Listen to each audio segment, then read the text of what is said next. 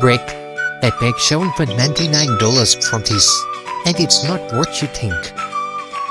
When I saw this in the store, I almost ignored it, but once I picked it up and lit the box, I realized this might be one of the most audited times. Alright, let's unbox this properly.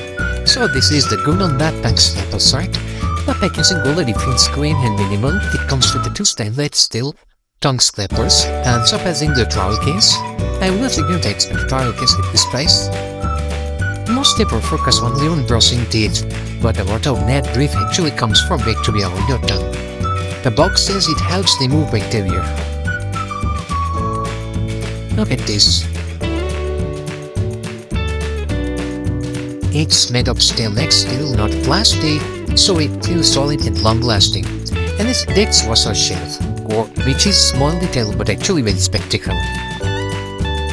But the real question is, does a $7.99 oralcare product actually make a difference? Before I answer that, look at this. There is a before and after image on the box. And normally I don't trust those. For something that costs under $8, this feels like proper value for money. It's not fancy, it's not trendy, it's just spectacular.